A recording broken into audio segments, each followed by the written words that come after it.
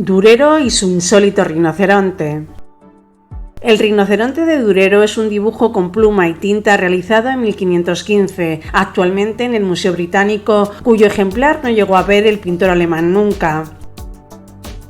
Para realizar el dibujo, Durero se basó en una descripción escrita y un boceto, realizados ambos por un artista desconocido, de un rinoceronte indio llegado a Lisboa en los primeros meses de 1515.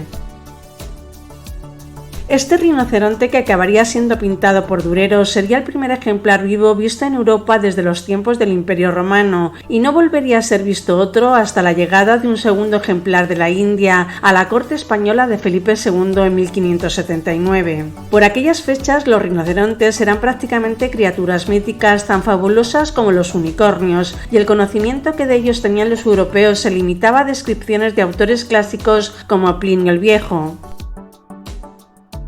A principios de 1514, el sultán Muzaffar II regaló a Alfonso de Alburquerque, por aquel entonces gobernador de la India portuguesa, un rinoceronte como parte de un intercambio de regalos diplomáticos. El gobernador decidió reenviar el regalo a Manuel I, rey de Portugal, ya que era normal que los gobernadores de estos países enviaran a sus monarcas animales exóticos para sus casas de fieras. En enero de 1515, el rinoceronte, al que habían puesto el nombre de Ganda, y su cuidador, Ocem, partieron en el Nosa Señora de Ajuda rumbo a Lisboa, escoltado por dos buques cargados de especias a través del Océano Índico, bordeando el Cabo de Buena Esperanza y después hacia el norte a través del Atlántico. Tras 120 días de travesía, arribaron finalmente al puerto lisboeta de Belém el 20 de mayo de ese mismo año. Al rinoceronte se le tenía por una especie de criatura legendaria, por lo que su llegada causó una enorme expectación. Los rumores se habían propagado como la pólvora entre la población y todo el mundo hablaba sobre una bestia fantástica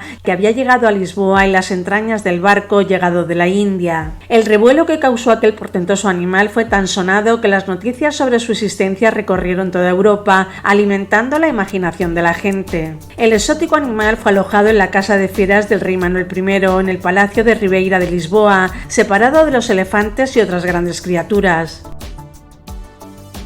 Meses después, Manuel I decidió regalar el curioso animal al Papa León X como forma de congraciarse con él y ganarse su favor y su apoyo para defender sus intereses coloniales. Así, en diciembre de 1515, el rinoceronte Ganda volvió a embarcar junto con otros obsequios preciosos rumbo al Vaticano. De camino, el animal siguió asombrando a los curiosos que llenaban los puertos a los que arribaba, e incluso el rey Francisco I de Francia aprovechó su paso por Marsella para ver aquella increíble bestia con sus propios ojos el 24 de enero. Pero tras reemprender su viaje, el barco naufragó en una tormenta que estalló de improviso cuando pasaba junto al estrecho de Porto Venere, al norte de La Spezia, en la costa de Liguria. El rinoceronte, encadenado y sujeto por grilletes a la cubierta, murió ahogado. Su cadáver fue recuperado y enviado de vuelta a Lisboa, donde fue disecado, y de allí partió otra vez hacia Roma, donde llegó en febrero de 1516 y fue exhibido pintado por Giovanni da Udine y por Rafael, aunque esta vez ya no tendría la misma expectación que cuando estaba vivo. El destino del rinoceronte disecado se desconoce. Pudo haber sido trasladado a Florencia por los Medici, o quizá pudo haber sido destruido en el saqueo de Roma de 1527.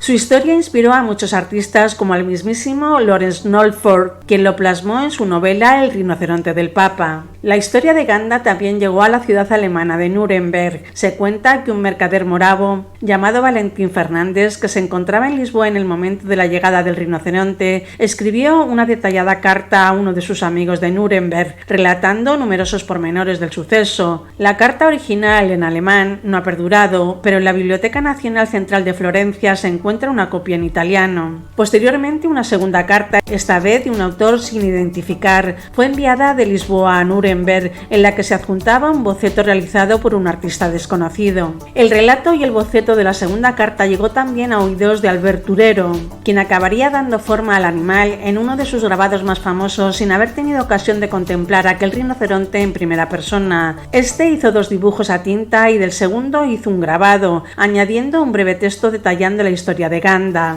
A pesar de las imprecisiones anatómicas, el grabado de Durero tuvo un gran éxito en Europa y fue copiado en muchas ocasiones durante los 3 siglos siguientes. De hecho, hasta el siglo XVIII estuvo considerado una representación información fiable del rinoceronte. Sobre el grabado de Durero se ha dicho que probablemente ninguna otra pintura de un animal ha ejercido una influencia tan grande en las artes. Otro importante artista alemán, Hans Burgmeier, realizó su propia versión del rinoceronte por las mismas fechas, creando un grabado mucho más exacto que el de su colega. Sin embargo, no llegó a alcanzar nunca la fama del de Durero.